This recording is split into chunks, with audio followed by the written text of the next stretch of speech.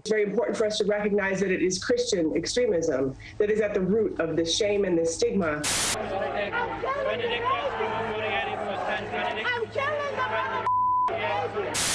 Yes, you guys want respect. If abortions aren't safe, then you aren't either. That's just part of the message outside Wisconsin Family Action here. Police say it appears someone threw a Molotov cocktail inside the building. This is not just about abortion. This is about a much broader set of issues that really are about a kind of white Christian right worldview. Christianity is under attack in America. That is fundamentally what is happening in our country. This is not to say that non-Christians cannot support our ideas, but it is important to understand that the battle between conservatism and liberalism is most fundamentally a battle between Christianity and secularism. And so as churches are being vandalized, churchgoers are being harassed, and Christian pregnancy clinics are being burned, what should Christians and conservatives do about it? This video is not a call for violence or anything along those lines, but the simple answer is that Christians have to rise up, mobilize, and act as a united political force driven by our faith. That's to say, yes, Christians need to be involved in politics, and our faith needs to guide our politics. Oh no, scary concept, I know. Do you want to know why the left fears that so much? Do you want to know why Christians have been trained by culture to think that our faith isn't supposed to be a part of our politics? Because they are scared.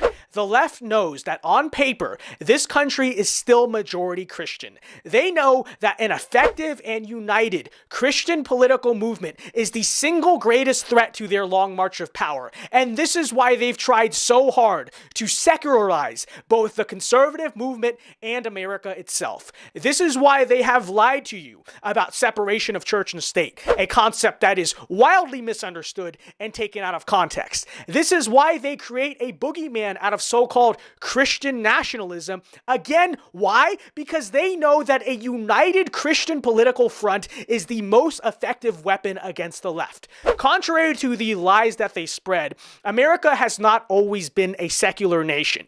The truth is that Christianity used to be the dominant force in American culture and American politics. We were the moral majority, and that was a good thing.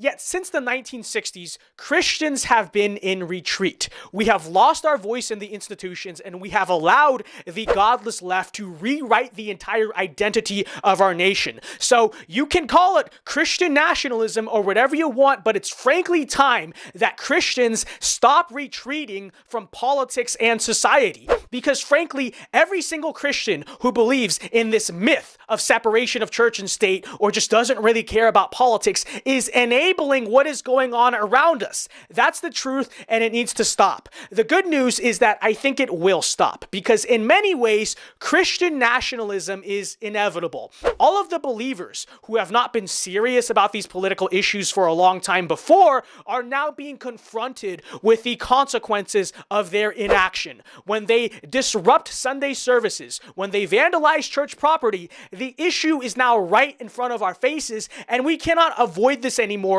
or pretend like it doesn't exist. So I firmly predict that what is about to happen over the next few months with the overturning of Roe v. Wade and the way the left is inevitably going to respond to it will be the great political awakening that American Christians need. A lot of people talk about Roe v. Wade hurting Republicans in the midterms because the left will be mobilized, and that's true to an extent, but I also think people vastly underestimate how many Christians will be mobilized on the opposite side. Frankly, there are so many conservative-minded people at church who really just don't care about politics, but I guarantee that many of them will come out and vote Republican if Roe is overturned. And that's the truth. I can think of a bunch of people at my own church who are just like that, and I'm sure you do too. We are a very underlooked political force, and we are destined to rise out of the ashes of our decaying and degenerating republic. And let me tell you one thing. A conservative movement with Christ at its center will be far different than the weak and impotent conservative movement of the past few decades. You will not be able to bully us and push us around in the same way you did for the conservative movement of old. Why? because we are a faith of martyrs. Our Savior was taken to the cross. All but one of our apostles was executed. Nero fed the early Christians to lions. We are commanded in the Bible to take up our cross and follow our Savior.